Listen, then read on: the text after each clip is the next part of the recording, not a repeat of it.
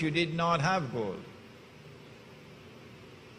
And so Richard Nixon went to Camp David and then on Sunday announced to the world, we gave our word, but we don't have to keep it. And he tore up Bretton Woods. That's what he repudiated, a treaty obligation, just repudiated it. And the very foundation of international law, on the basis of which we can have an ordered world, is pacta sunt servanda. Pacta sunt servanda. The treaty obligations must be honored. Pacta sunt servanda. Treaty obligations must be honored. Surah Al-Ma'idah begins with that same statement. At the very beginning of Surah Al-Ma'idah, when you give your word, you must keep your word.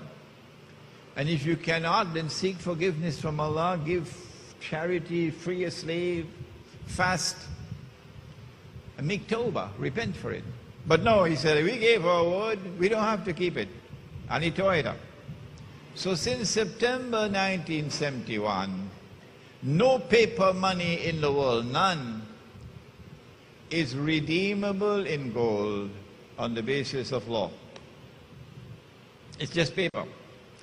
By 1973, when the war took place between Israel and the Arabs, the US dollar had collapsed to 160 from 35, 160. By January 1980, when the Soviet Union invaded Afghanistan, the US dollar collapsed to 850 to 1 ounce of gold. And as we speak now, you can go on the internet and check. I'm sure it's somewhere around 1,000 now as I speak. Above 1,000, above, just cross 1,000. What happens when the value of money falls? The answer was provided in 1931 with that test shot.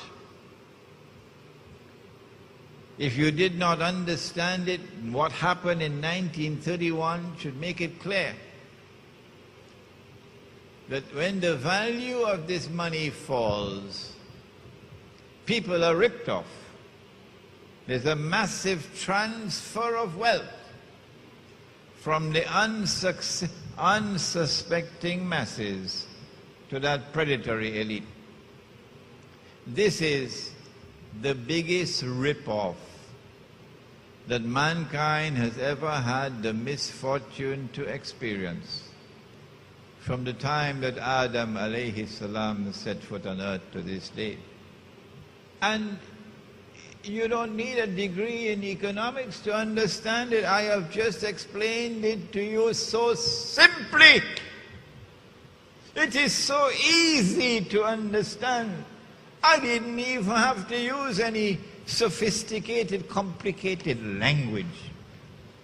Even a farmer could understand what I have just explained. This is riba. And they have used this bogus and fraudulent and utterly haram monetary system as a vehicle for riba. And they have ripped off mankind, and the rip-off is complete. It's finished. They have already impoverished the masses around the world.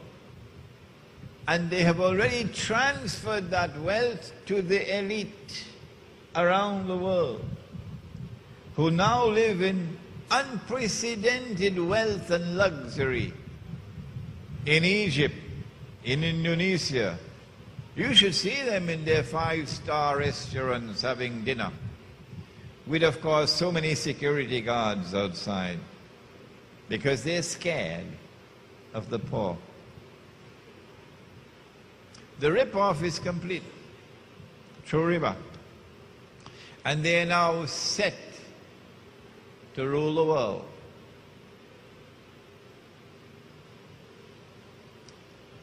But this is not the end of the story. Tomorrow they would not need the paper money anymore. When Israel takes over from the United States as a new ruling state in the world, the US dollar will have to give way as the international currency.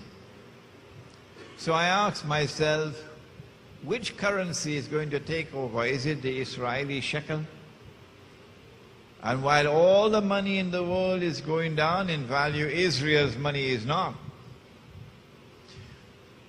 And then I realized, no, they're not going to remain with this bogus and fraudulent monetary system of paper currencies, because they have something better than that in store for you.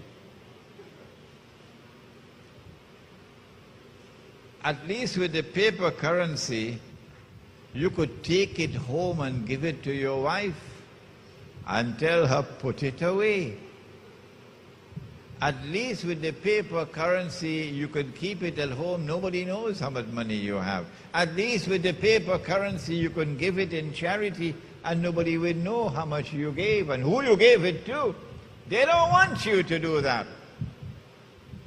They don't want you to be able to conceal from them how much you have. They don't want you to be able to give even 1 cent to anybody. And they don't know about it. Well, how are they going to do that? Are they going to appoint police in every home? They don't need to do that.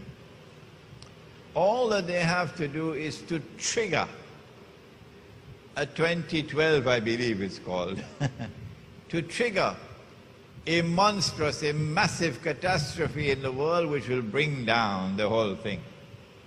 The US dollar crashes, and it'll bring down with it all the paper money in the world. And if you're caught with the paper, you can use it as wallpaper.